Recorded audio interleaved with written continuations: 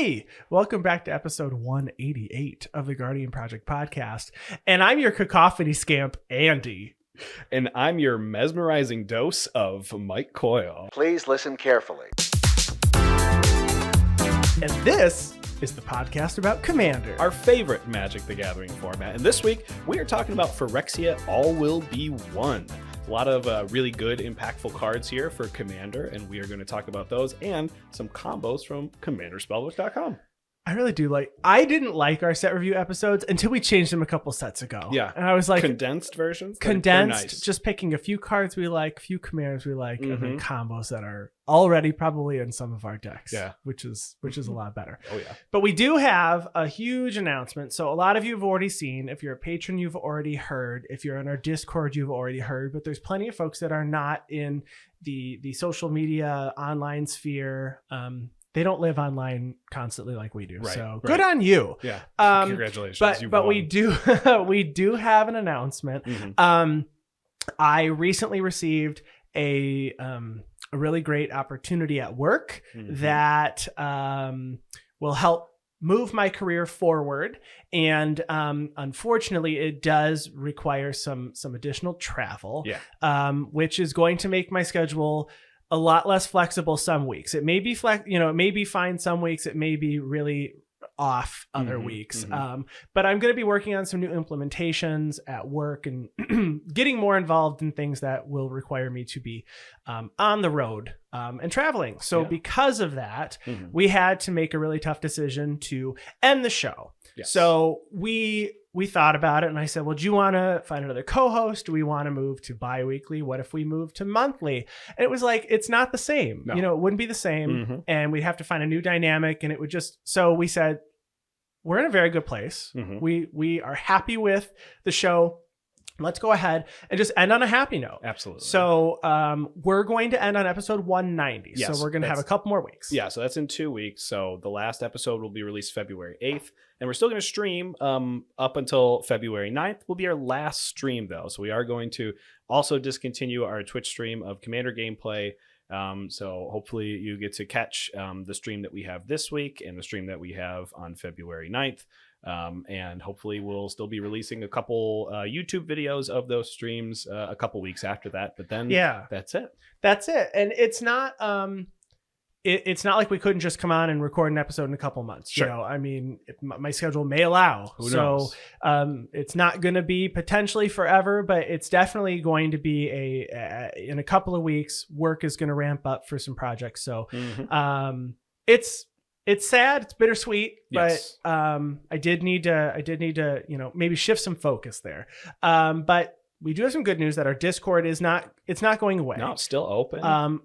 It's been open to patrons. It's been open to the public. But patron channels are going to be switched over to just public channels. Yes, unlocked. So everybody will, have access to the patron league. I know we just started that. It's just so funny because it was like we had this whole thing planned for a whole year.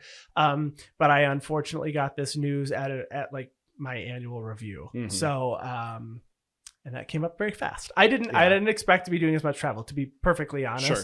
But I took it. So the leagues are going to continue. Yes. Chris has already made some announcements in the Discord that those are going to continue. So everybody can sign up and join those. I think there's a couple of like reaction things that you need to do. I know Chris is working on me. If you're listening to the show now, I think some of those places are public, but they're still working out some of the kinks because, there's just programming involved in making sure you get assigned the roles and stuff. So that is happening. But we've got 2 more weeks and we're not done yet. We do. We're not. We're still here to bring you great Magic the Gathering content about Commander. So this year, we do also have the Year of the Rabbit. So we're going to get some promotion here for the Asia-Pacific stores. They'll have their Asia-Pacific stores. Specifically the Asia-Pacific stores. We'll have their second APAC League that includes Rabbit-themed promos. 2021 was the year of the Ox when we got Minotaurs, your legendary creature commander, right? Yeah, there was an awesome Sethron that had some awesome Minotaur tokens. There was actually quite a few. Tangarth was one of them. Oh, there was okay. Yeah, there was like a bunch. And then last year was Year of the Tiger, and there were a bunch of cat promos. So I know there was like Jedit of Frava. I don't know how to pronounce the name. But this year we're getting rabbit promos. Yes. The first one is Rabbit Battery, and they're all with like really unique art of rabbits. I was afraid I didn't scroll down quite yet because it also says food token and we're talking about rabbits, but the rabbits are eating. They're eating salad. Yes, salad. It's salad food tokens. Salad here. food. Yes. And then Queen Inuit Meddler is the second season. Yes, in season 3 they have Swiftfoot boots. Very Season cute. 4 is Ethereal Armor, and it's very what is this? Okay, it's the store from when we were kids, and like you could get Trapper Keepers and like pencil boxes with like this color. The book fair thing? No, but it's like it was like a Michaels or no, not the producer, the brand of 5 Star. No, I don't know. No. Steno notebooks. No, like it was the brightly colored stuff that a lot of girls had. They're and I can't think of the actual brand. Anyway, that's what it reminds me of. I guess I should have thought about this. In the championship season, we have an Arcbound Ravager, which seems a little bit not rabbit like, but yeah, no, that Arcbound Ravager in that artwork there is definitely a rabbit. So sacrifice all your artifacts to your rabbit and make it super big. Super big. So yeah, lots of announcements, but go listen to our previous episodes. Yes, please do. We have 188 as of the one releasing today. 2 more to go. Go back and listen to all of them. If you don't want to hear me, listen to the first 20. And if you want to hear me, listen to all but, I guess, episode 20. Except episode 20. Except episode 20. But you can find all that stuff still online, guardianprojectpodcast.com. You can find us on Twitch, Guardian Project Podcast. We're on Twitter. We're on Instagram. We're going to be on Twitter afterwards. I mean, like, that's not going... We'll still occasionally just chime in and stuff. Mm-hmm. And then our YouTube channel is still going to be up, Guardian Project. And then you can still email us. So if you have anything, though, that you want us to say or cover in the last couple of weeks, email us. Please honestly, email us. Send us a direct message on Twitter. We'd love to hear from you. But I think it's time for us all to be one.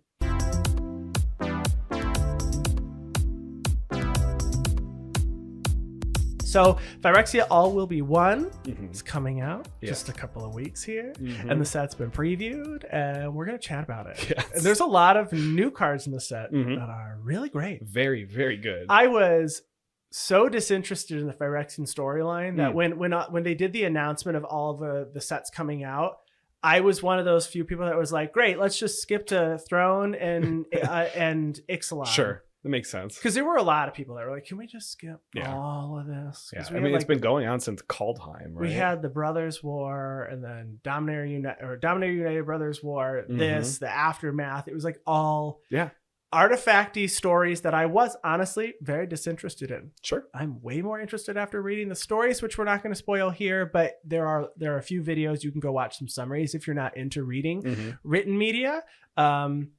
Very good. Yeah. Very good story. I'm excited to listen to those medias because I'm not a reader. Some of them were rushed, and there were some planeswalkers that were completed out of the story entirely, so you don't even find out about them. I was excited to hear about one of them. But before we do that, before we go through everything, let's talk about these planeswalkers that were completed. Because I know we have it on here as an item, but it's a really good segue right now. Sure, that's fair. So we guessed, and I had originally tweeted that I thought Kaito, Kaya, Nahiri, Tyvar, and Vraska were going to be the planeswalkers that were completed. But I was wrong. And you also thought that Jace was completely untouchable. Yeah, I thought Jace was like Magic's, face or whatever. Jace the face. And I thought he was untouchable. Jace the face. But Jace, it turns out Jace was very touchable. It was Jace, Vraska, Nissa, Nahiri, and Luca. And I don't know why I honestly didn't guess Luca, because Luca's just the worst. But I should have guessed Luca, because it was like... Because then if you're wrong, it's like, I guess you're disappointed. No, I think it's better this way, because now you're not disappointed. Because now I'm not, because it was like, I already wanted your story to end. He was kind of a jerk in every story he was in. It's like he's the anti-hero every time, always accidentally siding with the bad guys or on purpose siding with the bad guys. And almost immediately siding with the bad guys in stories. So, but these planeswalkers, we finally have some completed planeswalkers in mono color, which is cool, and I like them a lot. Strong. But I got Luca wrong. You got Luca right. I think you immediately were like, Luca's going to be a planeswalker. At least I hope so. And then a completed planeswalker. I didn't expect 2 planeswalkers from the same plane to like both of them to make it out alive. I thought it would at least make a really good story dynamic if either Kaito or the Wanderer became completed and had to deal with that. But no, they're both safe. Yeah. I mean, I'm kind of not mad about it, though. Although, okay, the Phyrexian artwork, concept art for Kaito, I think is awesome, though, because they turn him into a robot spider. Yeah. Yeah. All right, let's talk about new mechanics. The first new mechanic is Toxic. Mm-hmm. It's a keyword ability on creatures, and when a creature with Toxic deals damage to a player, they get a number of poison counters on, I guess that player gets a number of poison counters equal to that Toxic value. So it would say like Toxic 1 or Toxic 2 or Toxic 6. Mm-hmm. So one example is Mirror Convert, a 2/1 Phyrexian Mirror for 2 generic mana, and it has Toxic 1. So whenever it deals damage, that player gets 1 poison counter. So it's 2 actual damage, 1 poison. So it's 3 all. You get it all. Right. You can do lifelink on a Toxic creature. You can, and it also has tap, pay 2 life. You add 1 mana of any color to your mana pool. So Toxic is I like it. Mm-hmm. There's already discussion online that's chatting about whether or not Infect should be more than 10. Still don't think it is. No. In 1v1 it's 10. In 1v3 I think it should still be 10. Mm-hmm. People say 20, but there's actually 3 extra players and not just 1 extra player. That's true. So should it be like 13? No. Just 10. 14? Fine. No, I like it at 10. We're going to leave it at 10. Mm-hmm. And Finn the Fang Bearer got a couple new cards in this set. It's true. Ambassador Blorpy Blorpoop got a couple cards in the set. Got a couple new cards. I do want to say I ran into this when I was brewing with one of the cards from the set. The wording is actually total Toxic value, because you can give Toxic to something that already has Toxic and you take the sum. I came into that while brewing. Maybe you have too. I feel like, and there's just thinking out loud, I feel like that almost works the same way as Exalted, because if you give Exalted to an Exalted creature, it is double Exalted. It does have Exalted. Mm-hmm. So this is kind of, this reminds me of that. Very much so. All right, so the next one is Corrupted. It's an ability word variant on Threshold. A Threshold cares about number of card types in your graveyard, but it's something that can be turned on at a certain point during the game. Just the sheer number of cards in your graveyard. Yes. Threshold just wants, what's the other one? Delirium wants card types. Yes. So this one, if one of your opponent has 3 or more poison counters, you do get an extra ability here. And for example, we have Apostle of Invasion. It's a 4/4 flyer for 4 white Phyrexian Angel with the corrupted ability of, as long as an opponent has 3 or more poison counters, Apostle of Invasion has Double Strike. And there's a lot of really good ones out there too. I mean, Double Strike, don't get me wrong, that's good, but there's a lot of really good corrupted triggers out there too. Yes. Next is a keyword for equipment in the set called For Mirrodin. Exclamation mark. Exclamation mark. Point? Did you say mark? I said exclamation mark. I think I've always said exclamation point. Yeah, they're both acceptable. I think they're the same thing. We use the same punctuation in 2 different ways. Wow, look at us. Wow, we are so cultured.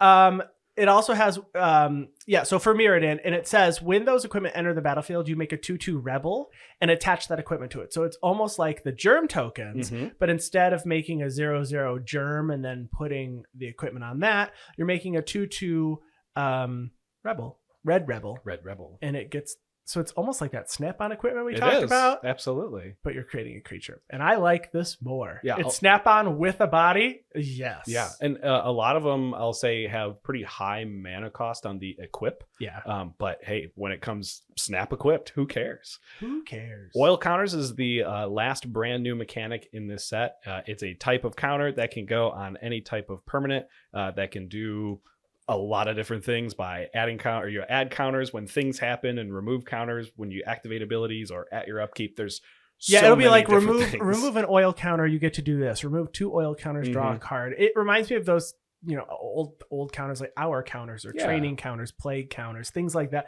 It's just like it adds flavor to the plane. Yeah, but they're all like charge counters. Yeah, it's just. I think charge counters honestly is like the closest one. because there's a lot of permits out there. Remove a charge counter at your upkeep. When it has none, you sacrifice it. Same thing with oil. Yeah, no, that's good. But returning mechanics, we're getting proliferate back. When you proliferate, you choose any number of permanents and players that has a counter on them, and you give them each another type of each counter on them. So if you have a creature with +1/+1 counter, you get another +1/+1 counter. Planeswalkers, loyalty abilities, yeah.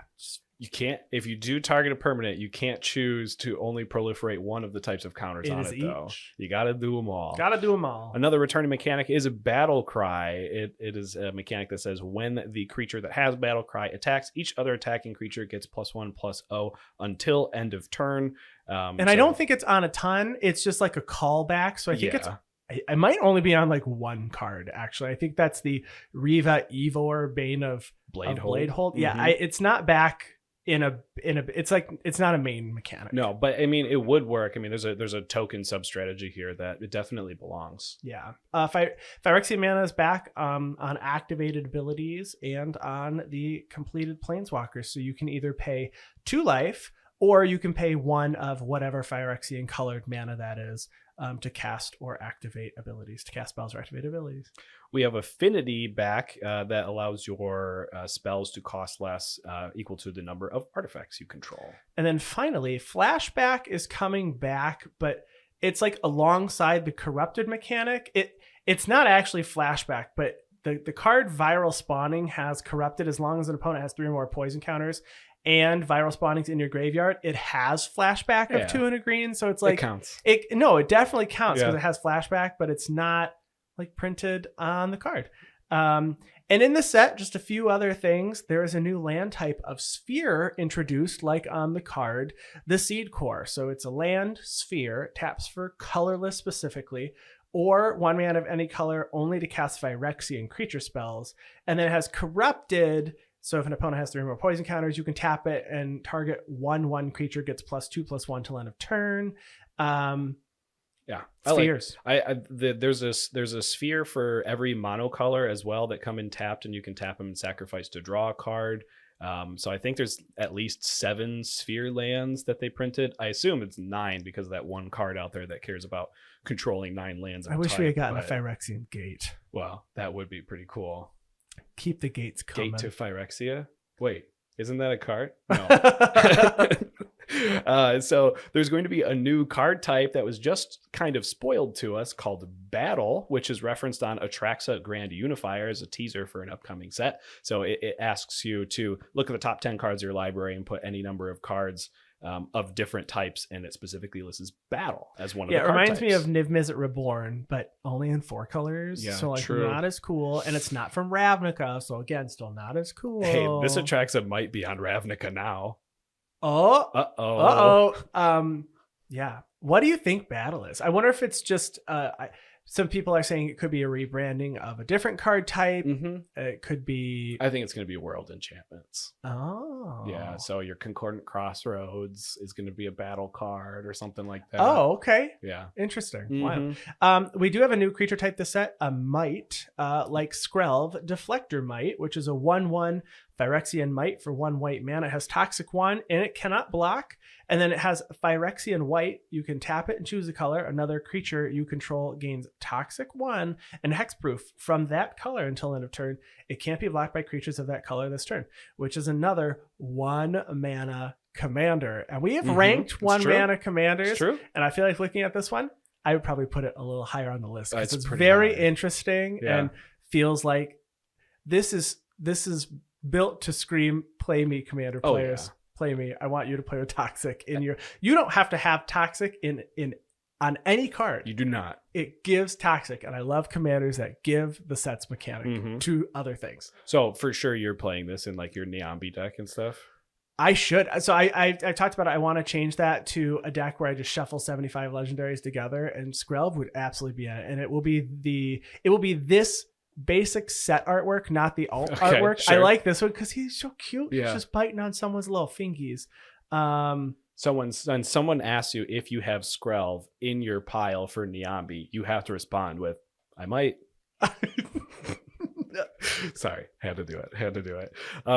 And we're also getting the Universes Beyond Street Fighter cards being printed in here. So if you're looking to pick up the Street Fighter cards in the Universes Within, the Universes Within version of them, those are going to be printed in the set boosters, and I think they come in collector boosters too. If you are like me, I like the in-universe ones Sure. a lot more. That's just me. And it's funny because it's like, this is another, if you love it, you love it, or you hate it, you hate it. And I think it was Mental Misplay. Alan had tweeted, I can't believe there's people that like in-universes versions. And I replied and I was like, it's okay to be wrong. Yeah.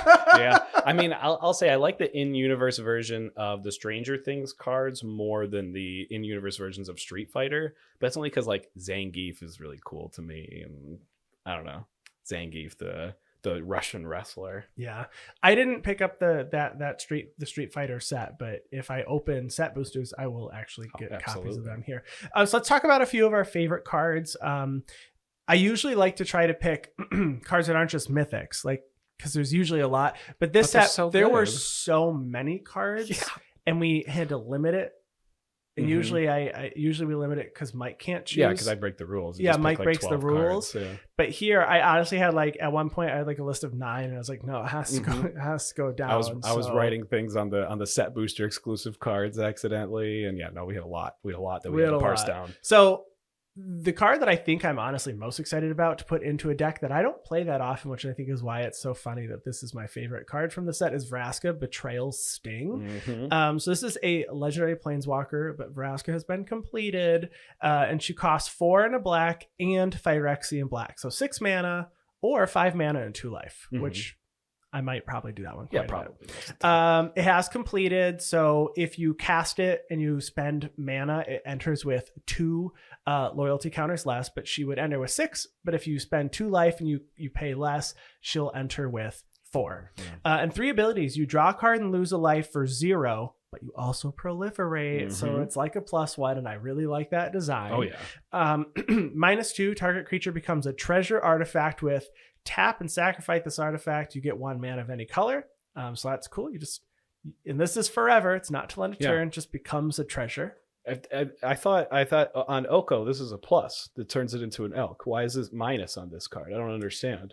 I know. Isn't it sad? Isn't it sad that you're like, why did you got jilted here? You didn't get to get This is an amazing ability, but why is it weaker than all the other ones? Oko's food at least, but and then -9, if target player has fewer than 9 poison counters, they get a number of poison counters equal to the difference. Nice. I don't know if I'll ever do that, but in my Joda Super Friends, I feel like I'm just going to use the 0 here, which is fine. Draw a card, lose a life, and put a loyalty counter on each planeswalker I have.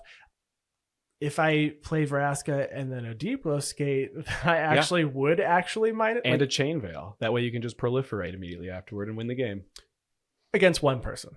Doesn't it do... If target player. Oh. So it's target, but if you are Chain Veiling and Deep Glow Skating on a bunch of planeswalkers, you might still just win with a different... Most likely. But you could have like Phyrexian... Nicol Bolas Dragon God, who has the ability of Vraska, and then do them twice. That'd be fun. I'm excited about this Vraska. I think it's a fantastic design. And I also like that the completed planeswalkers have art that is like in the same pose as a previous card that they had, but now they're Phyrexianized, and they have like weird metal tentacles and things.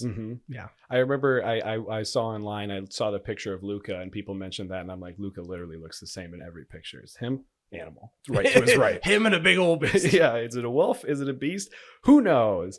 All right, my first card here from the set. I also I think picked all I only picked all rares, no mythics in mine, but all rares because the set is bonkers. I picked a 3 mana artifact that could be a mana rock called Mirren Safehouse. 3 generic mana, an artifact that says as long as Mirren Safehouse is on the battlefield, it has all activated abilities of all land cards in all graveyards. So just right off the bat, I'm thinking like utility lands, like the lands that make it so your creatures can't be blocked, like Rogue's Passage or Access Tunnel, Kessig Wolf Run to give trample, Cabal Coffers if you just want a lot of mana. These don't even necessarily need to be your lands. They could be in your opponent's graveyard. So it's indicative of a mill strategy. All of the castles that have activated abilities. I like Shirei, you can give a creature fear. Mm-hmm. This card is cool.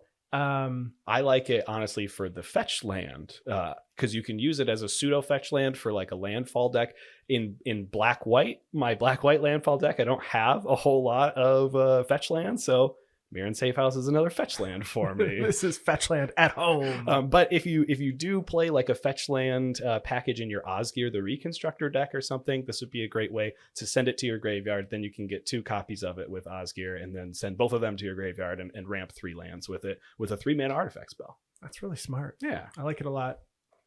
I like Mondrak Glory Dominus as well. Yeah. For 2 white, you get a 4/4 legendary Phyrexian Horror. That is Anointed Procession Plus. It says if 1 or more tokens would be created under your control, twice that many tokens are created instead. This can be your planeswalker like Adrix and Nev Twin Casters, but it also has pay 1 and then Phyrexian White. So 3 mana or 1 and 4 life. You can sack 2 other artifacts or creatures and put an indestructible counter on Mondrak Glory Dominus. I like it. It's a very strong card. It's the same price currently as Anointed Procession and can be your commander and can just be another Anointed Procession. Yeah, sure can. And I was curious to see what your thought on it as a commander is, because last time I think it was, quote, boring design and I hate it. Yeah, I mean, I say that, and Adrix and Nev are in my decks, right? It's an extremely strong card, and I'm going to play it where I can. Every deck that I have Anointed Procession in, Mondrak Glorious Dominus is going in the same deck. The indestructibility is really cool. It's more susceptible to some exile effects because it's a creature, but I don't care. I mean, I don't care. Yeah, and I have to sacrifice 2 creatures. With this on the battlefield, that means I have to make artifacts. 1 token. Yeah, I have to make 1 token. It doubles. Oh, now I have enough. Yeah. 4 life, 1 mana, make it indestructible. It's extremely strong. I don't like the design of it as a legendary creature commander. I do think it's boring. I'm windmill slamming this in all of my token decks, though. I'm pretty excited to play this card. I felt like this was a cop-out card putting it on here.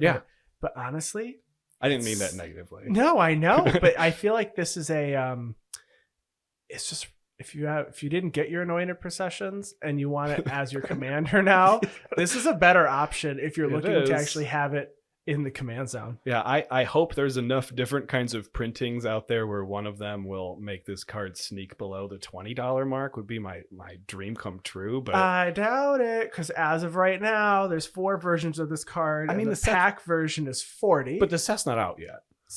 Sure, it'll be out in a couple. I don't expect this one to go down. I can hope, Andy. I can hope. All right, let's all hope with you. Okay, perfect. All right, they printed another pretty cool clone spell in this deck, a very unique one actually, and it's only for 3 mana, and that's why I really like it. It's called Blade of Shared Souls. For 2 and a blue, you get an equipment that has that new keyword we have for Mirrodins. You're going to make a 2/2 red exclamation rebel. mark. Exclamation mark. That's true. Or point, whichever your pronunciation of the punctuation. So when the equipment enters, we're going to make that 2/2 red rebel creature token, and we're going to slap Blade of Shared Souls right onto it.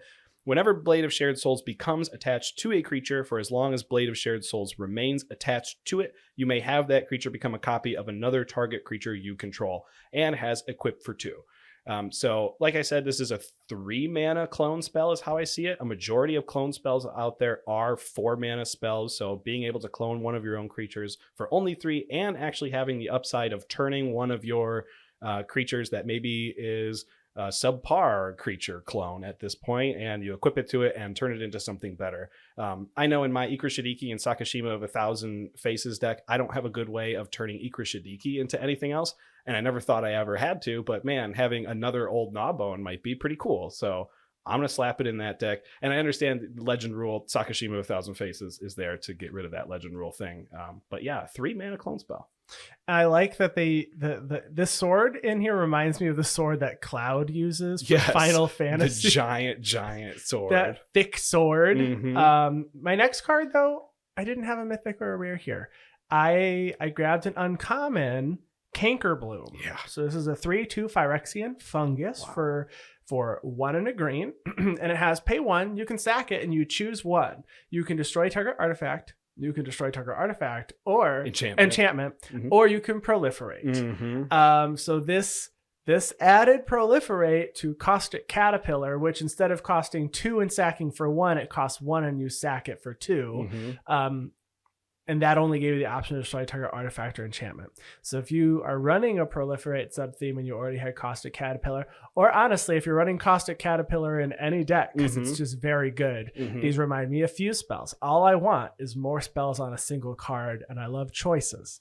I do believe choices are so good. I do believe the number 1 deck that Caustic Caterpillar goes in is Marin of Clan Nel Toth. And great option. Being able to proliferate your experience counters if you don't want to destroy an artifact or an enchantment is crazy good. Yeah. I'm very excited for this. I'm going to put it in Finn the Fangbearer. I'm rebuilding Marin. Sorry, playgroup. And any green deck that's caring about +1/+1 encounters. I used to have Abzan counters, but it was just generic counters. And now you can proliferate all those. I mean, there's definitely an argument to like if there's an actually completely equal spell, then one says proliferate and one doesn't. Even if you run no counter synergy, maybe one of your opponents will have put a -1/-1 counter on another one of your opponent's creatures or an infect counter on their face, and you can help kill them. So it might be worth running at the proliferate version of any card that they print. Yeah, I really like this card. I think it's super useful. Heck yeah. Use it. Play it. All right, they printed another Bitter Blossom, but it's not quite as good as Bitter Blossom. But I think it's better than Shitter Blossom, Dread Return. Not Dread Return, Dreadhorde Invasion. Dreadhorde Invasion. Yeah. And it's Skrelv's Hive. So our favorite one white mana our legendary. Favorite might. Phyrexia this might be your favorite. It might be. Yeah, this is going in a lot of decks of mine, actually. But the token ones. So Skrelv's Hive for 1 and a white. Get an enchantment that says at the beginning of your upkeep, you lose 1 life and create a 1/1 colorless Phyrexian Might artifact creature token with Toxic 1, and this creature can't block. It also has that Corrupted ability to say as long as an opponent has 3 or more poison counters, creatures you control with Toxic have lifelink. So that lifelink thing is just icing on the cake, honestly. And if you're not familiar with Bitter Blossom, it's a 1 and a black enchantment that at your upkeep, you lose 1 life and you get a 1/1 black fairy rogue creature token with flying. It can block and it can swing. So those definitely are upgrades to the 1/1 on the ground that can't block. But the Toxic one is pretty cool. The lifelink, again, icing on the cake. And in a tokens deck where you only care about, creating an extra token, swinging for an extra damage, I mean, sometimes it's really hard to deal with, especially if you get it on turn 2. If you play it in a Mondrak Glory Dominus deck, you get 2. That's true. Every single upkeep. But you should I don't know, maybe you play it in a Black-White Shell and then also play all of your other Bitter Blossom and all those other things. It has Toxic 1, and if you can give creatures just unblockable, that's really great. There's that there's a Boros tokens commander that's going to be in one of the leads of the commander decks that's coming out. But if you can put in just red spells that say players can't block, it's like you just get Toxic now. You just get poison counters. And then you just proliferate to the win. So looking at this artwork, though, I will say Skrelv I think he's adorable because I'm looking at him as half a ball of red yarn and not a weird flesh body. Yeah, okay. And what about the 6 rows of teeth that make up his face? But that's fine. That's just teeth. I mean, everybody has teeth. We're cool with Not that. everyone has teeth. But Skrelv now forever will be half a ball of yarn in my mind. So one quick thing I did want to talk about. So we had a Bitter Blossom and then Dreadhorde Invasion. We dubbed Shitter Blossom. I would like to call this Skitter Blossom, and I think that's pretty appropriate. Skitter Blossom is a very good one. I don't do bugs and creepy crawly things. But you do yarn. But I do yarn and Skrelv's teeth. Yes. So Skrelv's teeth are acceptable. There's a lot of combos in this set. Yeah. So we picked a few of our favorites. One that I was talking about in the Discord and then didn't even realize it already combos with a card that I have in one of my decks. And the new card is going into that deck. So I'm looking at Blue Sun's Twilight. So Blue Sun's Twilight is a sorcery for X blue. It says gain control of target creature with mana value X or less. If X is 5 or more, you create a token that is a copy of that creature. And so I play a blue-red Wizards deck, and conveniently enough, this combos with both Narumeha Master Wizard, and it combos with Dual Caster Mage. Heck yeah. So all you have to do is have Blue Sun's Twilight in hand. Narumeha has to either be in hand or the command zone. Same with Dual Caster Mage, just Narumeha's mono blue, and then you have to have blue and red in the Dual Caster Mage version. And then you have to have a player that controls a creature mana value 5 or less, and then you pay mana and enough for commander attacks if Narumeha's your commander. So it can be a 2-card combo with Narumeha. Oh yeah. But essentially, you are going to get infinite enter the battlefield, leave the battlefield, death triggers, and magecraft triggers. So you would cast Blue Sun's Twilight by paying 7. So this is X equals 5, targeting any creature mana value 5 or less. Yep. And then you hold your priority and you cast either Narumeha or your Dual Caster Mage. And then they enter the battlefield and they create a copy of Blue Sun's Twilight, but you target your own creature with it this time. So you gain control of it and you make a copy of it. And then you just keep going. You just keep going. You make another. So if you have ETB effects, if you're running, any sort of Perforos-like effect, that Witty Roastmaster, it'll do it. Impact Tremors, yeah. Otherwise, if you make infinite Narumeha, the thing is though, Narumeha is legendary, and it doesn't get around the legend rule, so you would have to find a way around that. Dual Caster Mage though, go to town. You're good to keep. It doesn't have haste though. No, but if you have a haste enabler, but otherwise you just have a bunch of, you have an army, and someone has to deal with it.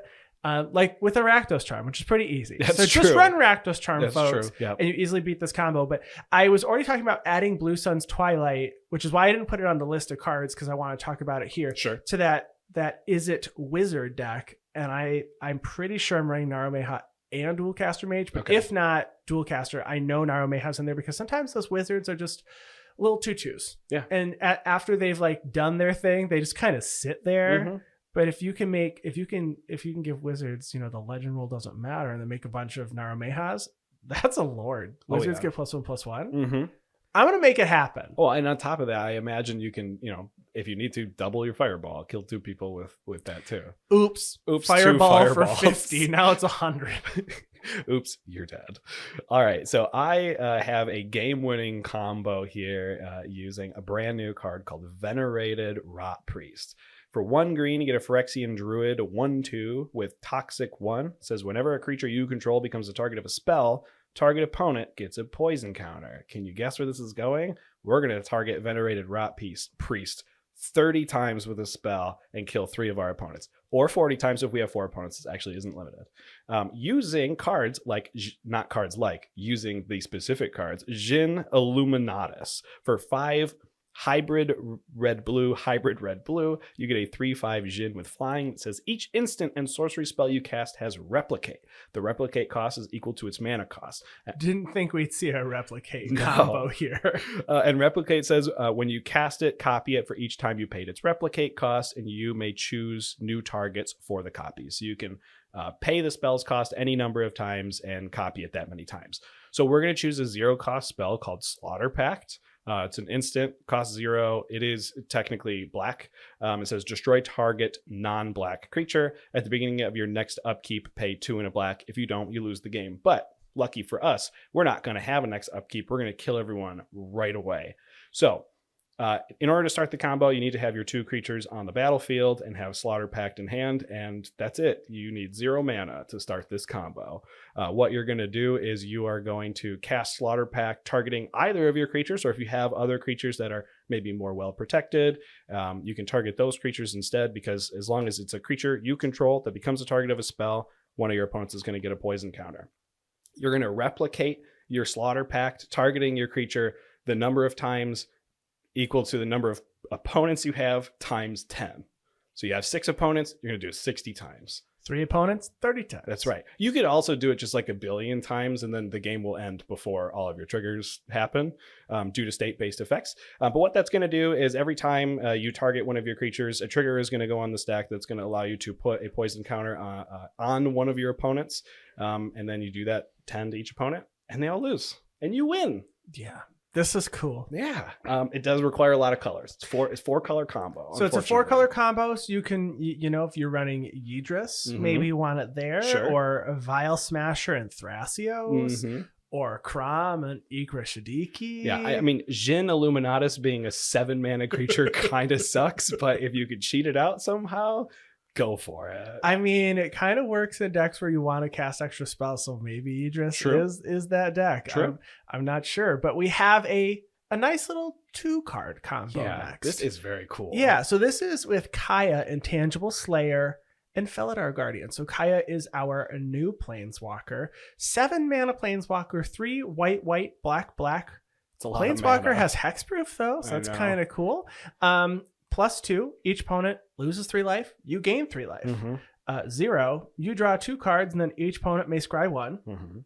I actually kind of think that's pretty cool. It's pretty cool. And then -1, exile target creature or enchantment. If it wasn't an aura, create a token that's a copy, except it's a 1/1 white spirit creature with flying in addition to its other types. Spirit with flying. And Felidar Guardian, if you're not familiar, is a 1/4 cat beast for 3 and a white.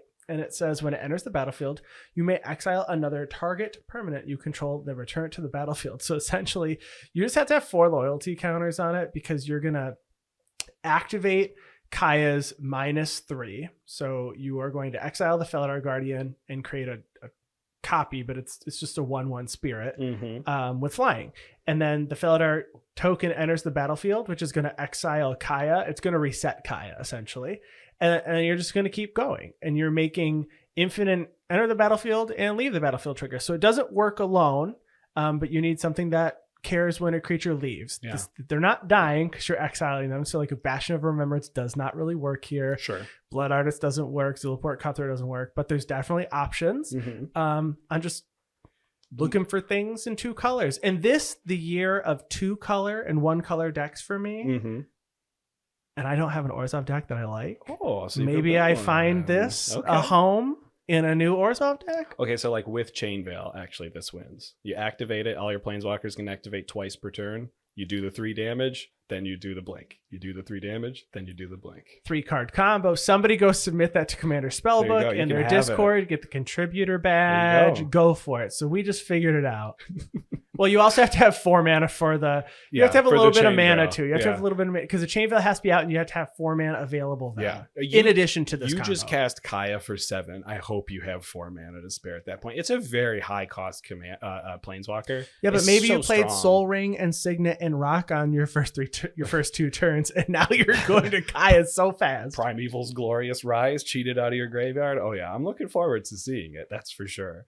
All right, another 3-card. Make your opponents lose the game at their upkeep combo. In Esper? In Esper. Wow. A brand new card in this is Archfiend of the Dross, a 2 black Phyrexian demon 6/6 with flying that says Archfiend of the Dross enters the battlefield with 4 oil counters on it. At the beginning of your upkeep, remove an oil counter from Archfiend of the Dross. Then, if it has no oil counters on it, you lose the game.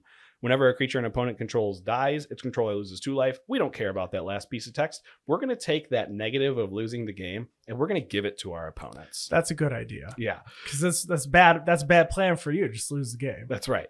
But we're not going to simply just give our opponents 6/6s that are going to take 4 turns. But with Fractured Identity, we are going to give our opponents an Archfiend of the Dross. This is a 5-mana sorcery, 3 white and a blue. It says exile target non-land permanent. Each player other than its controller creates a token that's a copy of it. But right before we do that, we're going to resolve an enchantment called Solemnity.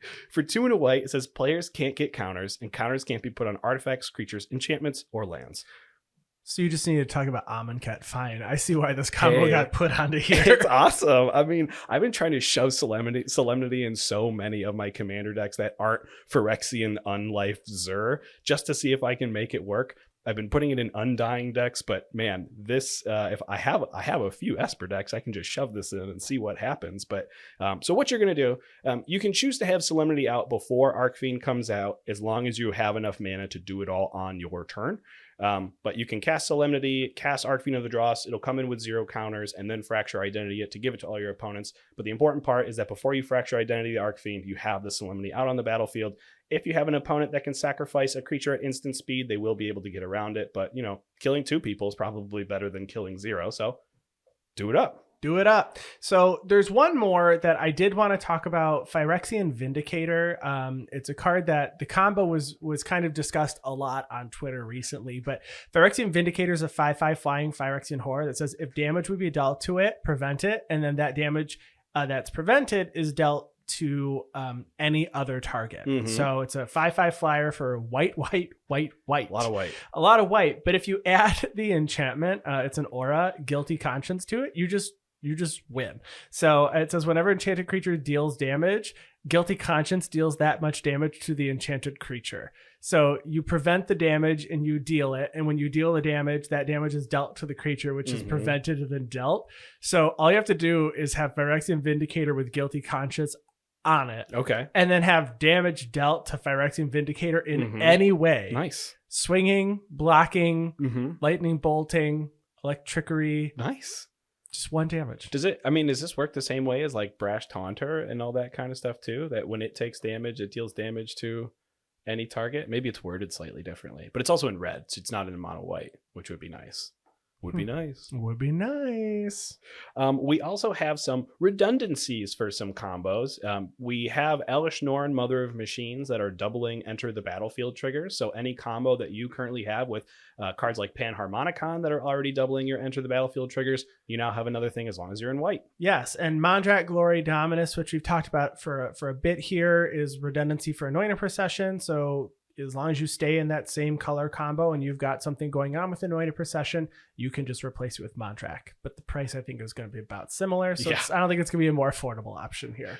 And then also Drivnod, Carnage Dominus, a legendary creature, 3 black Phyrexian horror, 8/3. Says if a creature dying causes a triggered ability of a permanent you control to trigger, that ability triggers an additional time. Also has a clause to make it indestructible with 2 Phyrexian black to exile 3 creature cards from your graveyard in order to do that. So this is going to also be redundancy for Teysa Karlov combos, which there are a few that include white, but a lot of them actually are mono black with reassembling skeletons. So you should be able to build a pretty good deck with this at the helm or in the 99. Yeah, I like that a lot. Commanders. Commanders we build. You want me to go first? What are you going to build? Okay. What are you thinking about? Okay, so there are so many decks that are getting cards from this set, from the Commander decks, from the set booster exclusives, from the standard set. I'm actually like way more excited to upgrade 5 decks that I have with all these cards. So if I'm going to build a deck, it's going to be one of those, I want to do the thing and see if I can win. And that's going to be Unctus Grand Metatact. This is a mono blue deck, and Unctus for 1 blue, you get a legendary artifact creature, Phyrexian Vidalkin, 2/4. This is other blue creatures you control have, whenever this creature becomes tapped, draw a card, then discard a card. Also has other artifact creatures you control get +1/+1 and pay a Phyrexian blue until end of turn. Target creature you control becomes a blue artifact in addition to its other colors and types. Activate only as a sorcery, but I really only care about that very first ability because it goes infinite with a card, Apheto Alchemist. So here, another infinite combo for you. For 1 and a blue, Apheto Alchemist is a 1/2 wizard that you can tap to untap target artifact or creature. It does not say another artifact or creature, so Apheto Alchemist can untap itself. Tidewater Minion, a 3 blue elemental, also has an ability to tap it to untap target permanent. So with those 2 cards and Unctus on the battlefield, I'll be able to loot my entire deck, maybe get a couple free mana spells that like 0 mana artifacts. You get to sculpt your hand, which is really cool, right? Because if you think you might go for the win, maybe you have a counter spell, or maybe you need to find the card to go for the win. So like, well, I'm just going to loot until I loot. Absolutely. And maybe this is one of those decks where also just for good measure, because somebody might find, you throw in one of the OG Eldrazi's that can shuffle your library back. That's a good idea. There is a plus side. There's like if you are familiar with Demonic Consultation Thassa's Oracle combo, it exiles your library, and then Thassa's Oracle, if you have less cards than your devotion or equal to, you'll win the game with its enter the battlefield trigger. But you can't really win in Demonic Consultation decks with like something like Laboratory Maniac. This is if you were to draw a card from an empty deck, you instead win the game. Unctus can do that, so you have more game-winning options in case someone counters your Thassa Oracle ETB trigger. I know this is very like high power thinking stuff, but if you have like a competitive, maybe not, I'm not sure about CEDH. I'm not a CEDH expert or anything. It's mono blue. You get counter spells. It's probably okay. It's probably okay, right? That's what we know. And it's a 2-card combo with one of the cards in your command zone. With the silly wizard that's just going to tap and untap itself. Absolutely. So maybe there's something to it. And I want to do it once and then probably take it away. Maybe it'll be a Moxfield brew. Speaking of Moxfield brews, though, I am going to be on a stream in a couple of weeks that is a budget stream, so it's going to be specifically $50 decks. And I haven't built like a true $50 budget deck in quite a while since our very first streamed game ever. Yeah, Extra Life 5-person. No. Well, we did that, decks. but I've been on the Scrap Collars a few times, true. and we had some budget decks, and one of the cards that calls out to me just because it has some cool words on it, the words being draw cards. Oh yeah, those are cool words. I love them. Yeah. Is Azuri, Stalker of Spheres, which, by the way, I thought Azuri was from Ravnica all this time, and I was like, when this card was previewed, I go, why is he here? That's the next set. After the Aftermath or whatever, when you see a bunch of stuff from other planes. I just assumed Azuri was from Ravnica, so that was on me. Okay. But Azuri is a 3/3 Phyrexian elf warrior for 4 mana, 2 green and blue. That's a very good commander mana cost. Solid 4 mana. 4. Adrix and Nev. 2 color. Love it. And it says when it enters the battlefield, you may pay 3 generic mana. If you do, you proliferate twice, which reminds me a lot of like Roalesque, which that's on a die trigger, you proliferate. Anyway, it says whenever you proliferate, you draw a card. So my idea here was to put together a $50 Azuri Stalker of Spheres Super Friends deck that uses the budget Simic Planeswalkers with all of the, I guess, old proliferate cards, and we got a ton of new proliferate in the set that we didn't talk about. I managed to get the brew to be $51.23, and I'm having an extremely tough time figuring out what to cut, but I have 21 planeswalkers, which is amazing for it being a $50 budget. Agreed. But I didn't realize just how many of these planeswalkers are so affordable. Like cards that I would actually, I run Tameo, Collector of Tales, 40 cents. Okay. I didn't realize that she was so affordable, but I did prioritize a lot of the planeswalkers that make like a creature. So I need the ones, I need beasts, I need spirits. I need to win birds somehow. Like, I don't know what I'm going to do. I don't have a specific win con. This is just, I have all these planeswalkers sitting around here that don't go in anything. They just, and if I have them and I don't have to actually spend any money to build this $50 deck, that's even better. Yeah, why not? So I'm excited to try this out.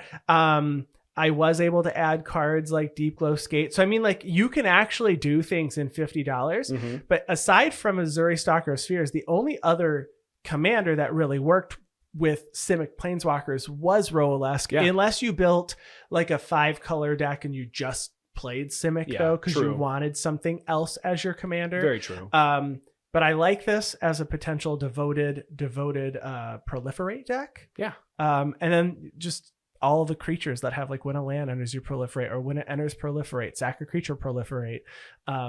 Pretty excited to play this out. I wonder how this would do in a regular game, because I feel like you'd go under the radar when you cast, you know, a nothing when you're like, hey, look at this, the uncommon Arlen Cord. Yeah, exactly, the uncommon Arlen Cord, or you play Kasmina Enigma Sage, which has Scry 1. You make a blue fractal for -X. So, you know, she only has 2 loyalty when she enters.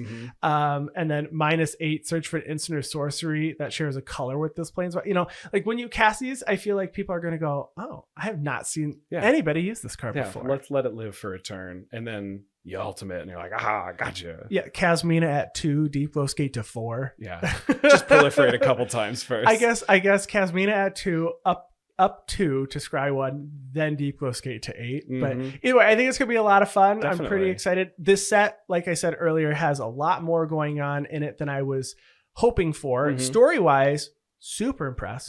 Very excited. Unfortunately, preview season was kind of a hot mess. The last time, my understanding, and we didn't play the last time we were on like mirrored it in Phyrexia and stuff. Right. My understanding is there's always been a mess. They were like, what is it with this plane? But like there was a huge leak at one point for a previous, Phyrexia set. And it felt like all the rares and mythics were leaked, but it turns out a lot of them were just in packs from the Dominaria Remastered. So a lot of them were just posted online. Then there were true leaks that made it onto Reddit. And then, but the set is actually previewed now. Yes. So we are excited to see this. I think I'm doing singles this set. I'm preaching. I'm actually, practicing what I preach this time because there's a lot of singles I need. But I'm going to go to the LGS, I think, and draft this set. This one, I kind of really want to draft it. I mean, I'm of the opinion of, hey, am I looking for that $45 mythic? Maybe I'll just crack a box and cross my fingers.